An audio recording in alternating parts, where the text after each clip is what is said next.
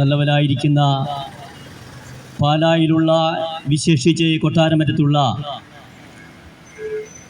എല്ലാ ബിസിനസ്സുകാരും ഇപ്പോൾ ഇതുവഴി യാത്രയിലായിരിക്കുന്ന പ്രിയപ്പെട്ടവർ സാധനം വാങ്ങുവാനും മറ്റ് ആവശ്യങ്ങൾക്കുമായിട്ട് ഇവിടെ വന്ന് ഞങ്ങളുടെ ഈ ശബ്ദം കേൾക്കുന്ന എല്ലാവരെയും, എന്നോടൊപ്പം ആയിരിക്കുന്ന എല്ലാ ഞങ്ങളുടെ പ്രിയ സാറുമാരെല്ലാവരെയും ഒരിക്കൽ കൂടി നിങ്ങൾക്ക് എല്ലാവർക്കും ക്രിസ്തീയ അഭിവാദ്യങ്ങൾ അർപ്പിക്കുകയാണ്. ഈ ദിവസത്തിൻ്റെ പ്രത്യേകത ഞങ്ങൾ പറയാതെ തന്നെ നിങ്ങൾക്കറിയാമല്ലോ. ലോകത്തിലുള്ള എല്ലാ ക്രൈസ്തവരും ക്രൈസ്തവരല്ലാത്തവരും ഒരുപോലെ ആഘോഷിക്കുന്ന ഒന്നാണ് ക്രിസ്മസ്. ഞാനിവിടെ വന്നപ്പോൾ എനിക്ക് മനസ്സിലാക്കുവാൻ കഴിയുന്നത് പാലയിലുള്ള പട്ടണവും ക്രിസ്മസിന് വേണ്ടി വളരെ ബന്ധപ്പെട്ട് ഒരുങ്ങി നിൽക്കുകയാണ്. കടകളിലൊക്കെ സ്റ്റാറുകൾ തൂക്കിയിട്ട് വിവിധ നിറത്തിലുള്ള ബൾബുകൾ ഘടിപ്പിച്ച് പാലയെ വളരെ മനോഹരമായിട്ട് ഇവിടെയുള്ള ബിസിനസ്സുകാരും ഇവിടെയുള്ള സ്ഥാപനക്കാരുമൊക്കെ അണിയിച്ചൊരുക്കിയിരിക്കുകയാണ്. ഈ സന്ദേശം നമ്മളോട് വിളിച്ചു പറയുന്നത് നമുക്ക് വേണ്ടി ഒരു രക്ഷകൻ ഈ ഭൂമിയിൽ ജനിച്ചിരുന്നു എന്നതിനെ കുറിച്ചാണ്. അത്യുന്നതങ്ങളിൽ ദൈവത്തിന് മഹത്വം, ഭൂമിയിൽ ദൈവപ്രസാദമുള്ളവർക്ക് സമാധാനം. വിശുദ്ധ വേദപുസ്തകത്തിലെ ഏറ്റവും അതിശ്രേഷ്ഠമായിരിക്കുന്ന ഒരു വാക്യമാണ് ഇവിടെ ഉദ്ധരിക്കുവാൻ ഇടയായിത്തീർന്നത്. അത്യുന്നതങ്ങളിലാണ് ദൈവത്തിന് മഹത്വമായിരിക്കുന്നത്, ഭൂമിയിൽ ദൈവപ്രസാദമുള്ളവർക്ക് സമാധാനം. വിശുദ്ധ ബൈബിളിൽ ഈ ഭൂമിയിൽ കാണുന്ന സകലത്തെക്കുറിച്ച് വളരെ വ്യക്തമായിട്ട് രേഖപ്പെടുത്തി വെച്ചിരിക്കുകയാണ്. ഈ ഭൂമിയുടെ ഭാവി എന്തായിത്തീരും, ഈ സൂര്യന്റെയും ചന്ദ്രന്റെയും നക്ഷത്രത്തിന്റെയും ജ്യോതിർഗോളത്തിന്റെയും ഭാവി എന്തായിത്തീരുമെന്ന് വളരെ വ്യക്തമായി രേഖപ്പെടുത്തി വെച്ചിരിക്കുന്നു. അതുമാത്രമല്ല പ്രിയപ്പെട്ടവരെ, കുടുംബം എങ്ങനെയാകണമെന്നും കുടുംബജീവിതം എങ്ങനെയാകണമെന്നും ഭാര്യ എങ്ങനെയാകണമെന്നും ഭർത്താവ് എങ്ങനെയാകണമെന്നും മക്കളെ എങ്ങനെ വളർത്തണമെന്നും അയൽക്കാരെ എങ്ങനെ സ്നേഹിക്കണമെന്നും രാജാവ് എങ്ങനെയാകണമെന്നും ദാസൻ എങ്ങനെയാകണമെന്നും തൊഴിലാളിയും മുതലാളിയും മന്ത്രിയും യജമാനനും സകലരും എങ്ങനെയാകണമെന്നും വളരെ വ്യക്തമായി പ്രതിപാദിക്കുന്ന ഒരു ഗ്രന്ഥമാണ് വിശുദ്ധ ബൈബിൾ. ഈ ബൈബിളിൽ സകല കാര്യത്തെക്കുറിച്ചും വളരെ വ്യക്തമായിട്ട് രേഖപ്പെടുത്തി വെച്ചിരിക്കുകയാണ്.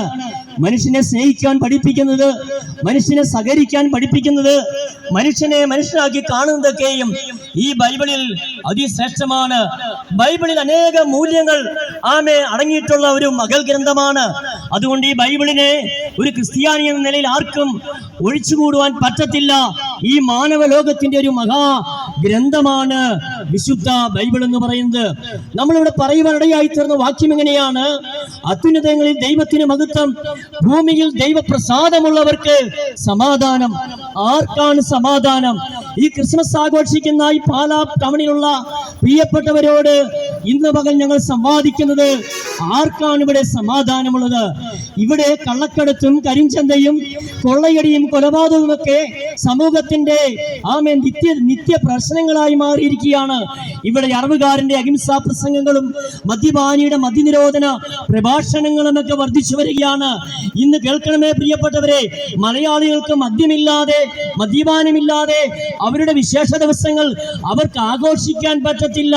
പക്ഷേ കേരളത്തിന്റെ അങ്ങോളം ഞങ്ങളെ പോലുള്ള ആൾക്കാർ, ഞങ്ങളെക്കാളും ശ്രേഷ്ഠരായ വിദ്യാഭ്യാസമുള്ള ആൾക്കാർ ഒരുപാട് ക്ലാസുകൾ എടുത്തു, റാലികൾ നടത്തി, മദ്യനിരോധനത്തിന്റെ ഒരുപാട് പ്രഭാഷണങ്ങൾ നടത്തി. ഇതൊന്നും ആരും ഇതുവരെയും മുഖവരക്കെടുക്കുന്നില്ല. എല്ലാം കാറ്റിൽ പറത്തുവാനിടയായി തീർന്നു. മദ്യം ഒരു വലിയ ദുരന്തത്തിലേക്ക് ജനകോടികളെ നയിച്ചുകൊണ്ടിരിക്കുകയാണ്. നോക്കണമേ, കേരളത്തിൽ വലിയൊരു മദ്യ ദുരന്തമുണ്ടായി. 1982 സെപ്റ്റംബർ മാസം 2-ാം തീയതി വൈപ്പിൻ മദ്യ ദുരന്തം ഏകദേശം 77 പേരുടെ ജീവനെടുത്ത 650 കുടുംബങ്ങളെ താറുമാറാക്കിയ, അനേകർക്ക് അമ്മ അമ്മമാരും പെങ്ങന്മാരും നഷ്ടമാക്കി തീർത്ത, അനേകർ വികലാംഗരായി തീർന്ന, അനേകരെ കാഴ്ച നഷ്ടപ്പെട്ട, ഭാര്യ നഷ്ടപ്പെട്ടവർ, ഭർത്താക്കന്മാർ നഷ്ടപ്പെട്ടവർ, അനേകരുടെ കുടുംബങ്ങളെ താറുമാറാക്കിയ ഒരു മദ്യദുരന്തമായിരുന്നു വൈപ്പിൻ മദ്യദുരന്തം. അടുത്ത കാലത്ത് 2000-ലും ഒരു മദ്യദുരന്തമുണ്ടായി. അത് കല്ലുവാതിക്കൽ എന്ന് പറഞ്ഞ സ്ഥലത്താണ്. അവിടെ നടന്നത് കല്ലുവാതിക്കലാണോ കള്ളുവാതിക്കലാണോ എന്ന് തിരിച്ചറിയാതെ 31 പേരുടെ ജീവനെടുത്ത മദ്യദുരന്തമാണ്. പ്രിയപ്പെട്ടവരെ, ഞങ്ങൾ ബസ്സിലൊക്കെ യാത്ര ചെയ്യുമ്പോൾ, വാഹനത്തിൽ യാത്ര ചെയ്യുമ്പോൾ ഞങ്ങളൊരു വലിയ തിരക്ക് കാണാറുണ്ട്. അത് ബിവറേജിലാണ് കാണുന്നത്. തലവേദനയ്ക്ക് ഗുളിക മേടിക്കാൻ നിൽക്കുന്ന പോലെ മദ്യം മേടിക്കാൻ വേണ്ടി തിരക്ക് കൂട്ടുകയാണ്. മാവേലി സ്റ്റോറിലല്ല, സപ്ലൈകോയിലല്ല, പലചരക്ക് കടയിലല്ല, റേഷൻ കടയിലല്ല, അന്തി വരെയും അസ്ഥിക്ക് വേണ്ടി പണിയെടുക്കുന്ന സാധാരണക്കാരായ ആൾക്കാരാണ് അവിടെ മദ്യത്തിന് വേണ്ടി കൈനീട്ടുന്നത്. മദ്യം ഇന്ന് മലയാളികളുടെ മേശയിൽ വിളമ്പുന്ന ഒരു വിശേഷ വസ്തുവായി തീർന്നിരിക്കുകയാണ്. കുഞ്ഞ് ജനിച്ചാലും, അമ്മയുടെ അടിയന്തരം നടന്നാലും, മരണം നടന്നാലും, ഏതെല്ലാം സന്തോഷവേളയിലും സന്താപവേളയിലും വിളമ്പുന്ന ഏറ്റവും വിശേഷമായ ഒരു ഉൽപ്പന്നമായി മദ്യത്തെ കാണുകയാണ്. പ്രിയപ്പെട്ടവരെ, ഈ മദ്യം അനേക കുടുംബങ്ങളെ തകർത്തുകൊണ്ടിരിക്കുകയാണ്.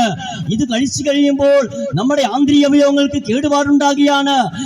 തലച്ചോറിന്റെ ഞരമ്പുകളുടെ പ്രവർത്തനങ്ങൾ മാന്യമാകുകയാണ്. കരൾ രോഗമുണ്ടാകുകയാണ്. കിഡ്നിക്ക് പ്രശ്നമുണ്ടാകുകയാണ്. ലിവർ നഷ്ടപ്പെടുകയാണ്. അങ്ങനെ സമൂഹം മദ്യത്തിന്റെ ലഹരിയിൽ, അതിന്റെ മാസ്പര ലഹരിയിൽ മതിമറന്നാടാറുമ്പോൾ ഇവിടെ ഒരു വലിയ സമൂഹം തകർന്നടിയുകയാണ്. പണ്ടൊക്കെ പ്രായമായവരായിരുന്നു മദ്യപിച്ചുകൊണ്ടിരുന്നത്. ഇപ്പോൾ എന്തിനേറെ പറയുന്നു, അടുത്ത കാലത്തുള്ള സർവേയിൽ സ്കൂളിൽ പഠിക്കുന്ന 60%-ലധികം വരുന്ന വിദ്യാർത്ഥികൾ മദ്യം രുചിച്ചു നോക്കിയിട്ടുള്ളവരാണ്. കോളേജ് ക്യാമ്പസുകളിൽ മദ്യം കഴിക്കുന്നവരുണ്ട്. ഇന്ന് പകൽവേളയിൽ ഞങ്ങൾ നിങ്ങളോട് സമ്പാദിക്കുന്ന ഒരു കാര്യമുണ്ട്. പ്രിയപ്പെട്ടവരെ, പ്രിയ സ്നേഹിതരെ, മദ്യം മഹാ വിപത്താണ്. അതൊരിക്കലും ഒരു നാളും തുടല്ലേ എന്ന് ഞങ്ങളിവിടെ അലറി പ്രസംഗിക്കുകയാണ്. മദ്യം കുടുംബങ്ങളെ തകർക്കുന്നതാണ്. മദ്യപിച്ചുകൊണ്ട്